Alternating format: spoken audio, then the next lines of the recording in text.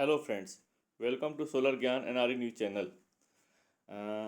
National solar mission और central sector scheme जो solar की स्कीम्स हैं उसके सीरीज में आपका स्वागत है।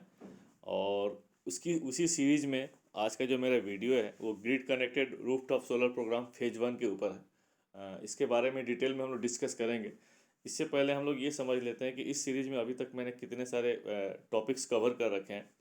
तो जैसा कि मेरा टारगेट है कि मैं जितनी भी सारी नेशनल सोलर मिशन के अंतर्गत जितनी भी सेंट्रल सेक्टर की सोलर से रिलेटेड स्कीम्स लॉन्च की गई थी 2010 के बारे में, उसको मैं उस पर मैं पूरा प्रॉपर वीडियो बना सकूं। तो आप देख सकते हैं अभी तक मैंने टोटल 11 वीडियोज बना रखे हैं इस पर। जो फर्स्ट वीडियो था नेशनल सोलर मिशन के ऊपर था कि नेशनल सोलर मिशन क्या होता है। फिर सेकेंड वीडियो जो था नेशनल सोलर मिशन के अंतर्गत जितनी सारी सोलर स्कीम्स लॉन्च की गई थी उसके बारे में बताया गया था। फिर वीडियो 3 से जो है स्कीम स्पेसिफिक स्टार्ट हो जाता है। तो वीडियो 3, वीडियो 4, वीडियो 5 जो था सोलर पार्क स्कीम के ऊपर मैंने कवर किया हुआ था। और वीडियो 6 जो है 300 मेगावाट डिफेंस स्कीम उसके ऊपर कवर किया गया था। वीडियो 7 जो है 100 megawatt canal bank and canal top की जो स्कीम थी उसके ऊपर कवर किया गया था। वीडियो 8 जो है 300 megawatt bundling scheme by NTPC, ये एक स्कीम लॉन्च की गई थी, उसके ऊपर मैंने कवर किया था। और वीडियो 9 जो है बेसिकली 9A और 9B, ये वाइबिलिटी गैप फंडिंग स्कीम, ये काफ़ी बड़ी और इम्पोर्टेंट स्कीम्स थी गवर्नमेंट ऑफ इंडिया की, उस पर मैंने कवर किया था। और चूंकि बहुत बड़ा बन जाता इसलिए मैंने इसको 2 पार्ट में इसको रखा था। वीडियो 10 जो था central public sector undertaking CPSU scheme phase 1 1000 megawatt का स्कीम था, इसके ऊपर कवर किया था। और वीडियो 11 जो है 12,000 megawatt 12,000 megawatt CPSU scheme phase 2, इसके ऊपर कवर किया है। तो ये जितने सारे अभी तक मैंने जो टॉपिक कवर किए हैं उसमें जो सोलर पार्क की स्कीम है, ये स्कीम लाइव स्कीम है अभी, और अभी ऑन गोइंग स्कीम है, बहुत इंपॉर्टेंट स्कीम है। उसके अलावा जो वीडियो 11 जो है 12,000 मेगावाट का सीपीएसयू स्कीम फेज 2 जो है, ये भी एक लाइव स्कीम है। उसके बाद जितनी सारी स्कीम्स जो मैंने कवर की हैं ये या तो क्लोज हो चुकी हैं या इनकी केवल लाइबिलिटीज बची हुई है। मतलब इसमें कोई भी प्रोजेक्ट अब सैंक्शन नहीं किए जा रहे हैं, इनके ड्यूरेशन निकल चुके हैं। जो पहले के सैंक्शन है प्रोजेक्ट्स हैं जिनकी लाइबिलिटीज बची हुई है, बस वही डिसबर्स किया जा रहा है ये। और ये जो है मेरा MNRE ministry of new and renew energy की एनुअल रिपोर्ट है, उसके बेसिस पर मैं ये सब सारी बातें बता रहा हूँ आपको। तो जो केवल जो दो अभी इंपॉर्टेंट जो अभी जो मैंने कवर किए हैं लाइव स्कीम, वो है सोलर पार्क स्कीम और दूसरा है 12,000 मेगावाट सीपीएसयू स्कीम फेज 2। अब हम बात करते हैं रूफटॉप से रिलेटेड की। तो अभी तक रूफटॉप की जितनी सारी स्कीम्स हैं ministry of new and renew energy ने जो लॉन्च किया उसमें मेजोरिटी 3 मेजर स्कीम्स हैं। एक तो फर्स्ट जो है आपका 5 numbers of small projects under national clean energy fund NCEF 310 megawatt peak, तो ये इस पर लॉन्च किया गया था। तो ये तो अब लाइव है नहीं और छोटी छोटी स्कीम्स थी इसमें। दूसरी जो स्कीम लॉन्च की गई थी वो grid connected rooftop solar programme phase 1, ये लॉन्च किया गया था, जिसके ऊपर आज का ये वीडियो है। ये जिसमें रेड में हाईलाइट किया हुआ है, इस पर मैं पूरा कवर करूँगा। तो ये जिस पे मैं आज डिस्कस करने जा रहा हूँ, जिस रूफटॉप स्कीम के ऊपर डिस्कस करने जा रहा हूँ, ये भी अब लाइव स्कीम नहीं है। इनकी केवल लाइबिलिटीज बची हुई हैं। इसके अलावा जो नेक्स्ट इसमें जो आएगा इसी सीरीज में grid connected rooftop solar programme phase 2, ये लाइव स्कीम है रूफटॉप स्कीम की। तो इस वीडियो के बाद मैं नेक्स्ट वीडियो इसी टॉपिक पर मैं कवर करूँगा। थोड़ा सा मैं रूफटॉप में बताने से पहले थोड़ा सा इसका बैकग्राउंड बता देता हूँ मैं आपको रूफटॉप का। अ, 2010 में जब नेशनल सोलर मिशन लॉन्च किया गया था तो उस समय जो टारगेट था बेसिकली 1,20,000 मेगावाट का टारगेट था। और 20,000 मेगावाट टारगेट को बेसिकली फेजेज वाइज में कन्वर्ट किया गया था कि 2010 से लेकर के 2013, 2013 से 2017, फिर 2017 से लेकर 2022 तक का। लेकिन इस टारगेट में कहीं भी ये बाइफर्केशन नहीं था कि रूफटॉप कितनी कैपेसिटी आ सकती है या बड़े प्रोजेक्ट्स कितनी आ सकती है। केवल कैपेसिटी था ग्रिड कनेक्टेड सोलर प्रोजेक्ट्स की, जो कि टारगेट 2022 तक का 20,000 मेगावाट था। इसके बाद 2015 में इस टारगेट को 20,000 मेगावाट के टारगेट को रिवाइज करके 1,00,000 मेगावाट टारगेट कर दिया गया था। जब ये टारगेट रिवाइज किया गया था 1,00,000 मेगावाट टारगेट को, तो उस टारगेट को 2 पार्ट में डिवाइड किया गया था। जो फर्स्ट पार्ट था, जो उसमें ये बोला गया कि जो 2 पार्ट है, तो जो एक टारगेट था, एक टारगेट को बोला गया कि बड़े स्केल वाले जो प्रोजेक्ट्स होंगे, यूटिलिटी स्केल्स ग्राउंड माउंटेड जो बड़े प्रोजेक्ट्स होंगे उनके अंतर्गत आएगा। तो वो टारगेट रखा गया था 60,000 मेगावाट 60,000 मेगावाट रखा गया था। फिर उसके बाद जो दूसरा उसमें जो कंपोनेंट रखा गया था 40,000 मेगावाट का, 1 लाख मेगावाट में 60,000 मेगावाट बड़े स्केल में आएंगे यूटिलिटी स्केल, और जो बैलेंस कैपेसिटी थी 40,000 मेगावाट, इसमें ये इनिशिएट किया गया था कि ये कैपेसिटी जो है रूफ टॉप और स्मॉल स्केल वाली जो कैटेगरी है इस कैटेगरी में आएंगे। अब ये 40,000 मेगावाट का टारगेट तो काफ़ी बड़ा टारगेट है, और अभी भी है। अगर अभी भी देखा जाए रूफ टॉप में तो बहुत सिग्निफिकेंटली कैपेसिटी एडिशन तो नहीं आई है। अगर हम आज की डेट में हम लोग बात कर रहे हैं, ये जनवरी में हम लोग वीडियो बना रहे हैं, और आज की डेट में हम लोग बात करें तो कैपेसिटी मैक्सिमम 6,000 मेगावाट के आसपास जो है कैपेसिटी लगी है। 6,000 मेगावाट के आसपास ऐसा क्लेम किया जा रहा है।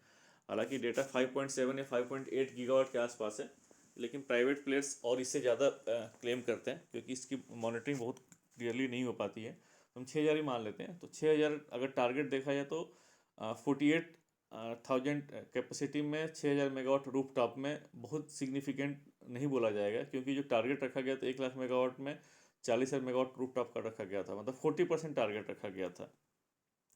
उस पॉइंट ऑफ व्यू से रूफ टॉप का टारगेट रिवाइज जब किया गया था, तो टारगेट रिवाइज करने के लिए रूफ टॉप में कैपेसिटी भी आनी चाहिए थी। तो इसलिए स्कीम्स जो था, ये स्कीम्स को लॉन्च किया गया था। हालांकि ये 2015 में रिवाइज किया गया था और ये स्कीम पहले आ गई थी, लेकिन उस समय कहीं ना कहीं ये डिस्कशन चल ही रहा होगा कि रूफ टॉप को हमें बढ़ाना है, तो उसके लिए एक प्रॉपर एक स्कीम, बड़ी स्कीम होनी चाहिए। तो ये इसीलिए जो grid connected rooftop solar programme phase 1 launch किया गया था। अब हम बात करते हैं इस स्कीम के बारे में बात करते हैं। Grid connected rooftop solar programme phase 1, ये स्कीम आज की डेट में लाइव नहीं है। मैं बार बार इसको रिपीट कर रहा हूँ। अब हम बात करते हैं इस स्कीम के बारे में कि जब ये स्कीम जब लॉन्च की गई तो उसका मेन ऑब्जेक्टिव क्या था। ऑब्वियसली ये रूफ टॉप के लिए लॉन्च की गई थी, तो रूफ टॉप के सोलर प्रोजेक्ट्स को ही बढ़ाना था। तो हम देखते हैं एक्चुअली कि डॉक्यूमेंट्स में क्या लिखा गया था। तो इसका जो मेन ऑब्जेक्टिव था जब स्कीम लॉन्च की गई थी, to promote the grid connected rooftop system among the residential community institutional industrial and commercial establishment. Rooftop system को बढ़ाना था। To provide support to channel partners and potential beneficiaries, इसके बारे में हम लोग और डिटेल में डिस्कस करेंगे, समझेंगे चैनल पार्टनर्स क्या था। To create a paradigm shift needed for commoditisation of grid connected SPV rooftop applications. To encourage replacement of diesel wherever possible. बहुत सारे रिमोट एरियाज में जाएंगे जहाँ पर ग्रिड की एक्सेसिबिलिटी भी प्रॉपर नहीं, अगर है भी तो वहाँ पर ग्रिड प्रॉपर नहीं है, इलेक्ट्रिसिटी नहीं है, तो वहाँ पर रूफटॉप सिस्टम को बढ़ा करके ये था कि वहाँ पर जो डीजी की रिक्वायरमेंट है उसको कम किया जा सके। तो ये भी एक टारगेट था इस रूफटॉप सिस्टम के अंतर्गत। अब फीचर्स क्या है इस स्कीम की, तो उसके बारे में समझ लेते हैं। तो ये जो स्कीम की जो गाइडलाइंस है, जो स्कीम लॉन्च किया गया था, ये 26 जून 2014 को लॉन्च किया गया था। ये देखिए, जून 2014 में ये स्कीम जब लाई गई थी। और इस स्कीम के अंतर्गत जो कैपेसिटी रखी गई थी जो रूफटॉप के लिए, तो मिनिमम कैपेसिटी आपकी 1 किलोवाट था, और मैक्सिमम कैपेसिटी जो था 500 किलोवाट पीक था। इम्प्लीमेंटेशन अरेंजमेंट, इसका मतलब ये है, इम्प्लीमेंटेशन अरेंजमेंट का मतलब ये है कि जो स्कीम है, स्कीम में जो कैपेसिटी है वो किसके थ्रू इम्प्लीमेंट की जाएगी। इसके लिए बहुत सारे मल्टीपल एजेंसीज आइडेंटिफाई किए गए थे और उनको कैपेसिटी एलोकेट की गई थी। तो जो कैपेसिटी जिनके थ्रू ये प्रोजेक्ट्स लगने जा रहे थे वो थे state nodal agencies SNH, solar energy corporation of India SECI, channel partners empanelled by MNRE, financial institutions, financial integrators, other government departments agencies. इन सारे एजेंसीज को कैपेसिटी एलोकेट की गई थी। और चैनल पार्टनर के लिए मैं थोड़ा सा आपको यहाँ बता दूँ, इम्पैनल्ड बाई एमएनआरई, तो एमएनआरई उस समय इम्पैनलमेंट का प्रोसेस कर रही थी चैनल पार्टनर्स को। और ये फेज 1 तक ही था चैनल पार्टनर का जो सिग्निफिकेंस था, ये जो कॉन्सेप्ट था एमएनआरई का, ये फेज 1 था। अभी आज की डेट में ये चैनल पार्टनर वाला जो कॉन्सेप्ट है फेज 2 में ये लाइव नहीं है।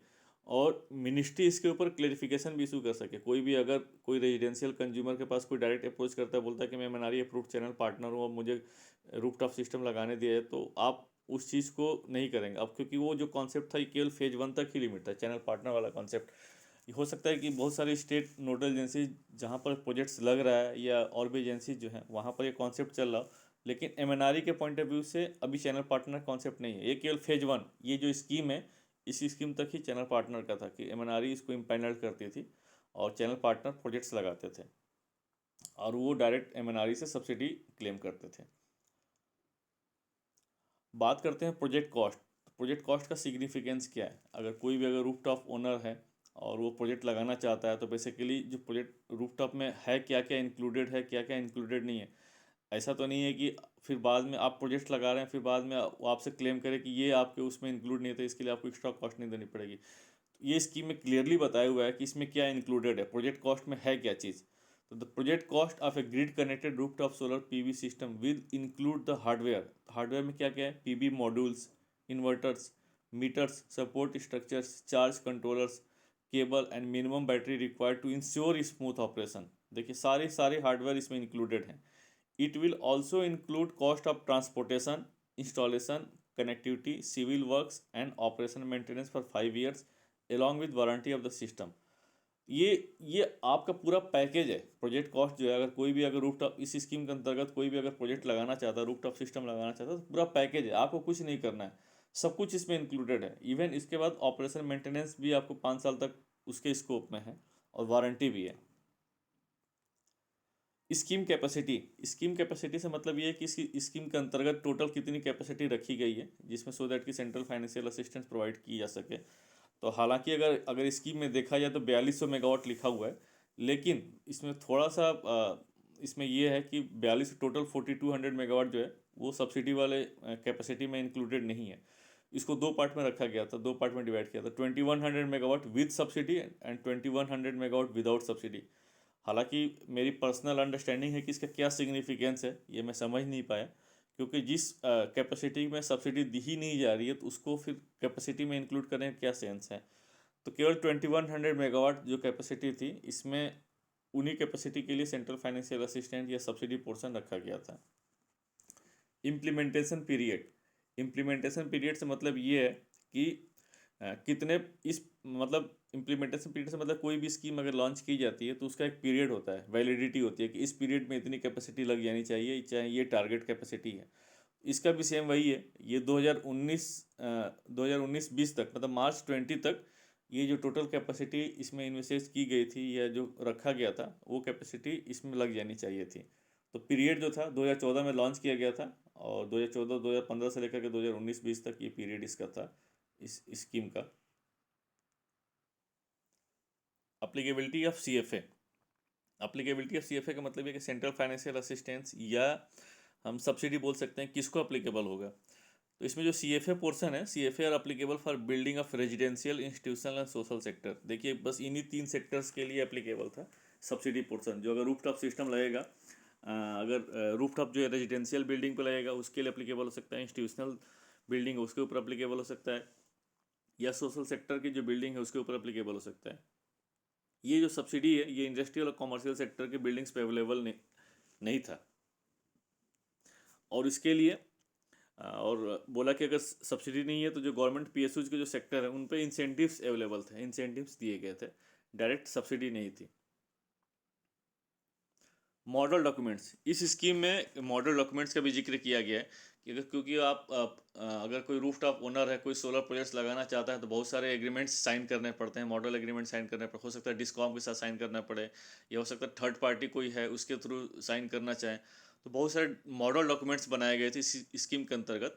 तो कौन कौन से थे? तो model power purchase agreement, memorandum of understanding and capex agreement for government sector projects have been developed which were duly weighted by Department of Expenditure and department of legal affairs. तो ये जो मॉडल डॉक्यूमेंट्स बनाए गए थे ये discoms के लिए, channel partners के लिए या कस्टमर्स के लिए, उनके लिए डॉक्यूमेंट्स बनाए गए थे और ये पूरे प्रॉपरली वेटेड थे। ये ऑनलाइन प्लेटफॉर्म, ये पूरा स्मूथ फंक्शनिंग के लिए, जो रूफटॉप स्कीम जब ये लॉन्च की गई थी तो पूरे स्मूथ फंक्शनिंग के लिए, सो दैट कि प्रॉपर एक रजिस्ट्रेशन हो सके, लोग सब कुछ बता सकें, प्रपोजल हो, प्रपोजल से लेकर के कंप्लीसन से लेकर के सब कुछ करने के लिए एक ऑनलाइन प्लेटफॉर्म बनाया गया था। वो ऑनलाइन प्लेटफॉर्म का नाम था स्पिन पोर्टल। तो government of India, ministry of new and renewable energy ने एक स्पिन पोर्टल लॉन्च किया था। And online platform namely spin has been developed for submission of online proposal, project completion reports, data management, communications etcetera. और ये जो spin portal है अभी आज की डेट में भी लाइव है, और आप देख सकते हैं रूफटॉप की जितनी सारी इन्फॉर्मेशन इस स्पिन पोर्टल पर अवेलेबल है। गवर्नमेंट की कितनी सारी स्कीम्स हैं, इवन स्टेट्स के बहुत सारे इंटरफेस इस प्लेटफॉर्म पर दिया हुआ है। तो अभी भी आज की डेट में लाइव है ये। बेंचमार्क कॉस्ट, बेंचमार्क कॉस्ट क्या है बेसिकली, कि जो सब्सिडी प्रोवाइड की जाती है, गवर्नमेंट ऑफ इंडिया जो सब्सिडी देती है वो एक पर्टिकुलर मान लीजिए 30% सब्सिडी देनी, तो 30% सब्सिडी गवर्नमेंट ऑफ इंडिया कैसे देगी, उसके लिए एक बेंचमार्क कॉस्ट डिसाइड किया गया। हर साल जो है मिनिस्ट्री ऑफ रिन्यूएबल एनर्जी जो है एक बेंचमार्क कॉस्ट डिसाइड करेगा। इट में be fixed by MNRE on yearly half yearly basis. हालांकि हाफ ईयरली बेसिस पे तो नहीं होता है, ईयरली बेसिस पर बेंचमार्क कॉस्ट निकलता है। आगे और डिटेल में देखेंगे, समझेंगे कि कैसे क्या होता है। Central financial assistant C F A would be 30% या 70% ऑफ द बेंचमार्क कॉस्ट। देखिए जो सेंट्रल फाइनेंशियल असिस्टेंस प्रोवाइड करेंगे, जो बेंचमार्क कॉस्ट डिसाइड होगा उसका 30% या 70% देंगे। 70% स्पेशल कैटेगरी स्टेट्स के लिए, आगे और डिटेल में समझेंगे, तो वो आप देंगे। या वहाँ पर जो टेंडर्स निकलता है, उस टेंडर की जो कॉस्ट निकल के आती है, प्रोजेक्ट की जो कॉस्ट निकल के आती है, वो तो जो भी मिनिमम होगा वो आप प्रोवाइड करेंगे। Whichever is lower the level of CFA may be revise by MNRE from time to time. CFA का लेवल भी रिवाइज किया जा सकता है। ये इसमें 2 मोड्स बनाए गए थे, 2 modes, programme mode and project mode. तो प्रोग्राम मोड क्या है, तो 50 किलोवाट्स कैपेसिटी से अगर सिस्टम कम लग रहा है वहाँ पर, तो उसको प्रोग्राम मोड बोलते हैं। System less than 50 kilowatt peak, project proposal shall be submitted to the MNRE in the prescribed format. एक स्टैंडर्ड फॉर्मेट है, उसके हिसाब से आपको सबमिट करना पड़ेगा। 50 किलोवाट कैपेसिटी से अगर ज़्यादा है तो उसको प्रोजेक्ट मोड बोलते थे। तो क्यों, इसका सिग्निफिकेंस क्या है प्रोजेक्ट मोड का, तो इसके लिए आपको बहुत सारी रिक्वायरमेंट, बहुत सारी चीज़ें आपको देनी पड़ती थी। System larger than 50 kilowatt peak और equivalent, that is there must be a project report. आपको प्रॉपर एक प्रोजेक्ट रिपोर्ट बनानी पड़ेगी, which would inter alia include client details, कौन कौन से क्लाइंट डिटेल्स हैं इसमें, क्या टेक्निकल फाइनेंशियल डिटेल्स हैं, ऑपरेशन मेंटेनेंस मॉनिटरिंग अरेंजमेंट, सब कुछ आप देंगे। इसमें आपको प्रॉपर बताना पड़ेगा, DPR सबमिट करनी पड़ेगी। ये बेसिकली उस सेंस में आप समझ लीजिए कि कोई एक चैनल पार्टनर है और वो 100 किलोवाट का सिस्टम लगाना चाहता है इस प्रोग्राम के अंतर्गत। तो जो 100 किलोवाट का सिस्टम लगाएगा तो प्रोजेक्ट मोड में आ जाएगा। प्रोजेक्ट मोड में आते ही आपको सारी चीज़ें, पूरा एक DPR, आपको डिटेल प्रोजेक्ट रिपोर्ट सबमिट करनी पड़ेगी। 100 किलोवाट में कौन कौन से आपके क्लाइंट्स है वो पूरा बताना पड़ेगा। क्या आपका टेक्निकल फाइनेंशियल आप डिटेल, कौन से आप पैनल्स देंगे, क्या देंगे, तो सारी चीज़ें आपको बतानी पड़ेंगी। स्पेशल कैटेगरी स्टेट्स, जैसा कि मैंने अभी इससे पहले बताया था कि जो 70% ऑफ द बेंचमार्क कॉस्ट जो था स्पेशल कैटेगरी स्टेट्स के लिए था। तो स्पेशल कैटेगरी स्टेट्स में कौन कौन से आते हैं, नॉर्थ ईस्टर्न स्टेट्स, जितने एनी स्टेट्स हैं वो, Sikkim, Jammu and Kashmir, Himachal Pradesh, Uttarakhand, Lakshadweep, Andaman and Nicobar islands, ये स्पेशल कैटेगरी स्टेट्स में आते हैं। इसमें जो सब्सिडी दी जाती है 70% ऑफ द बेंचमार्क कॉस्ट, या जो भी टेंडर की कॉस्ट निकल के आती है जो कम होगा वो देना पड़ेगा। और जो नॉर्मल कैटेगरी स्टेट्स हैं उनको जनरल कैटेगरी स्टेट्स बोला गया है, जो कि 30% प्रोवाइड किया जाता है। सर्विस चार्ज, सर्विस चार्ज क्या है कि जो भी सेंट्रल फाइनेंशियल असिस्टेंस प्रोवाइड कर रहे हैं, CFA प्रोवाइड कर, उसका 3% जो है वो है जो सर्विस चार्ज अप्लीकेबल होगा। और किसको अप्लीकेबल होगा, to SNH, state nodal agencies, SECI, NHB, IRDA and DMRC, for other government agencies for implementation of this programme and various activities. इस स्कीम के अंतर्गत इंप्लीमेंट करने के लिए as a service charge 3% provide किया जाएगा। इसमें एक और भी क्लेरिफिकेशन दिया गया इस स्कीम के अंतर्गत, the CFA from MNRE would not be preclude the channel partners from availing other fiscal and financial benefits being provided by state, central government and any other agency so long as the same is clearly disclosed in the project report।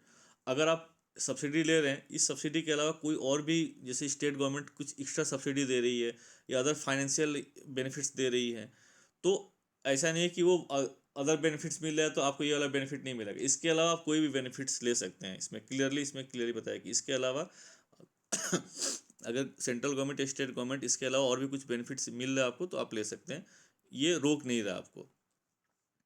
इसमें benchmark cost, जब scheme जो 2014 में, जब जून 2014 में launch किया गया था, तो उस समय जो बेंचमार्क कॉस्ट जो डिसाइड किया गया था, तो उसको 2 पार्ट में किया गया था कि अप टू 100 किलोवाट, मतलब 1 किलोवाट से लेकर के 100 किलोवाट, और मोर देन 100 किलोवाट, मतलब 100 किलोवाट टू 500 किलोवाट।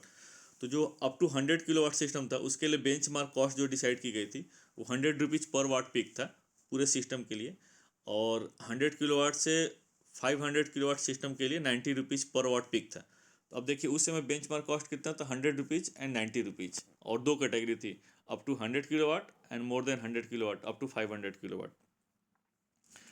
एलिजिबिलिटी, हालांकि मैं पहले ही बता चुका हूँ कि इसमें सेक्टर वाइज एलिजिबिलिटी कौन कौन से हैं। तो रेजिडेंशियल, तो all type of residential building जो है इस स्कीम के अंतर्गत सब्सिडी लेने के लिए अप्लीकेबल होंगे, जिसमें CFA जो है 30% प्रोवाइड की जाएगी जो जनरल कैटेगरी स्टेट्स हैं, और जो स्पेशल कैटेगरी स्टेट्स हैं जैसे कि नॉर्थ ईस्टर्न स्टेट्स, हिली स्टेट्स जो हैं उनको 70% प्रोवाइड किया जाएगा। इंस्टीट्यूशनल्स, इंस्टीट्यूशनल सेक्टर की बिल्डिंग भी इसमें एप्लीकेबल है सब्सिडी के लिए। और इंस्टीट्यूशनल सेक्टर्स में कौन कौन से सेक्टर्स आते हैं इसमें क्लियरली बताया हुआ आप देख सकते हैं कि school, health institutions including medical college and hospitals, universities, educational institutions etcetera. तो ये इंस्टीट्यूशनल सेक्टर्स में आ जाएंगे। सोशल सेक्टर भी एप्लीकेबल था सेंटर फाइनेंशियल असिस्टेंस पाने के लिए, सब्सिडी पाने के लिए। और सोशल सेक्टर में कौन कौन से आते हैं ये भी इसमें क्लियरली बताया हुआ है कि community centres, welfare homes, old age homes, orphanages, common service centres, common workshop for artisans और craftsman, facilities for not use of community, trust, NGO, voluntary organisations, training institutions, ये सब जो है सोशल सेक्टर्स में आते थे। इसमें भी सेम 30% जो है जनरल कैटेगरी स्टेट्स के लिए एप्लीकेबल था और स्पेशल कैटेगरी स्टेट्स के लिए 70% एप्लीकेबल है। Private, commercial and industrial sector, ये इसमें सब्सिडी प्रोवाइड नहीं की जाती थी, नो CFA। अब बिजनेस मॉडल क्या है, ग्रिड अगर रूफ टॉप सिस्टम लगाते हैं तो ये स्कीम में बताया गया बिजनेस मॉडल तो है 2-3 तरीके से हो सकते हैं। क्या पॉसिबिलिटीज हो सकती है बिजनेस मॉडल की? तो मान लीजिए फर्स्ट जो दिया हुआ है कि अगर मान लीजिए कोई कंज्यूमर है, उसके पास रूफ अवेलेबल है और रूफ ओनर है वो बेसिकली, तो वो प्रोजेक्ट्स को कैसे लगा सकता है। तो जिसमें दिया गया तो प्रोजेक्ट्स खुद ही लगा सकता है वो, solar installation owned by the consumer. मतलब एज ए कंज्यूमर, मैं अगर मैं कंज्यूमर हूँ, मेरे पास रूफ अवेलेबल है और मैं सिस्टम भी लगा रहा हूँ, रूफ टॉप सिस्टम भी लगा रहा हूँ, तो मैं उसको ओन भी करता हूँ। उसमें भी 2 कैटेगरी दिया गया, या तो solar roof top system owned operated maintain by the consumer, मतलब मैंने अपने EPC कॉन्ट्रैक्टर के थ्रू या किसी थर्ड पार्टी के थ्रू मैंने प्रोजेक्ट्स लगवा लिया, उसको ओन भी कर रहा हूँ, उसको मेंटेन भी कर रहा हूँ। दूसरा इसमें यह दिया है कि मैंने प्रोजेक्ट्स तो लगा लिया और मेंटेनेंस कोई थर्ड पार्टी कर रहा है। हो सकता है कि लॉन्ग मतलब मैं मेंटेन ना कर पाऊँ तो मेंटेनेंस थर्ड पार्टी कर रहा है। तो एक तो ये मॉडल हो सकता है। दूसरा ये दिया है कि मेरे पास रूफ तो है मेरे पास, बट मैं प्रोजेक्ट्स मैं खुद नहीं लगा रहा हूँ, कोई थर्ड पार्टी आ करके मेरे रूफ पर प्रोजेक्ट्स लगा रहा है। वो भी arrangement as a captive generating plant for the, और मेरे और उसके बीच में एक म्यूचुअल एग्रीमेंट हो जाएगा और एक तरह से कैप्टिव प्लांट का स्टेटस ही मिल सकता है। तो अब लेकिन ये कि इसमें एग्रीमेंट साइन करना पड़ेगा, एक म्यूचुअल एग्रीमेंट साइन करना पड़ेगा जो थर्ड पार्टी जो लगाएगा मेरे और उसके बीच में। टैरिफ क्या डिसाइड हो सकता है, तो वो हो सकता है, बिलिंग कैसे हो सकती है, तो इन सब चीज़ों के लिए एक अरेंजमेंट होगा। तो इसमें यही देख, arrangement as a captive generating plant for roof owners, solar lease model, sale to grid, ultimately जो एक्सेस एनर्जी होगी ग्रिड को ही जाएगी, वो जाएगी। तो फिर वो कैसे क्या अरेंजमेंट हो सकता है, तो सारा मॉडल्स के लिए दिया हुआ है इसमें। थर्ड कैटेगरी दिया है कि मान लीजिए कोई अगर थर्ड पार्टी ना ऑन करके सीधे डिस्कॉम ही आपके रूफ पर प्रोजेक्ट्स लगा देता है वो, तो तीसरा मॉडल हो सकता है कि solar installation owned by the utility, the solar installation owned, operated, maintained by the DISCOM, distribution licensee provided appropriate viability gap fund, projects लगाने के लिए जो आपको सपोर्ट हैगा वो आपको डिस्कॉम प्रोवाइड करेगा। रिक्वायरमेंट ऑफ RTS, ये बेसिकली जस्ट बताया है कि रूफ टॉप सिस्टम लगाने के लिए क्या रिक्वायरमेंट होती है। तो सबसे पहले कनेक्टिविटी रेगुलेशंस की बात करते हैं इसमें। तो अगर चूंकि रूफ टॉप सिस्टम है, grid connected rooftop system है, ग्रिड से कनेक्ट करना है, तो इसमें कनेक्टिविटी जो है उसको फॉलो करना पड़ता है, स्टैंडर्ड प्रोसेस फॉलो करना पड़ता है। तो सेंट्रल इलेक्ट्रिसिटी अथॉरिटी ने ऑलरेडी एक नोटिफाई किया है, CEA technical standards for connectivity of distribution generation resources regulation 2013। इसको आपको प्रॉपर फॉलो करना पड़ेगा, इसमें जो स्टैंडर्ड्स दिया उसको फॉलो करना पड़ेगा। This standards provide necessary guidance to distribution licensee discom and also the transparency in the process and encourages consumers for installing such grid connected rooftop plants। Tariff determination, tariff 2 तरीके से होता है, या तो नेट मीटरिंग सिस्टम पर लग रहा है या तो gross metering feed in tariff basis पर लग रहा है। तो the project can be installed on the net metering और feed in tariff basis.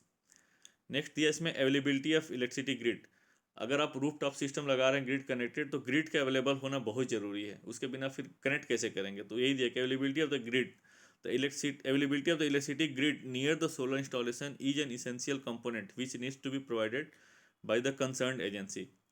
Next, signing of MOU agreement, if required an MOU will need to be entered into among the beneficiary DISCOM, distribution licensee and other involved parties। Obviously अगर कोई मान लीजिए आपके ऊपर third party लगा रहा है तो एक आपके बीच में एग्रीमेंट तो बनेगा, ये मेमोरेंडम ऑफ अंडरस्टैंडिंग जो भी होगा, ये डिस्कॉम लगा रहा है तो उसके बीच डिस्कॉम और आपके बीच में एग्रीमेंट बनेगा। तो एक प्रॉपर एग्रीमेंट का होना बहुत ज़रूरी है। अब इसमें classification of projects based on the grid connectivity के पॉइंट ऑफ व्यू पर इसने बोला कि क्लासिफाई किया प्रोजेक्ट को, या तो ST level high tension ST level पर कनेक्ट हो रहा है या तो LT लेवल पर कनेक्ट होगा। एक्चुअली ये रूफ टॉप चूँकि सिस्टम की बात हो रही है तो इसमें जो नेटवर्क यूज़ करते हैं तो डिस्ट्रीब्यूशन नेटवर्क सिस्टम यूज़ करते हैं। डिस्कॉम का नेटवर्क यूज़ करते हैं, और डिस्कॉम का नेटवर्क जो है 33 kb से कम का होता है इसमें।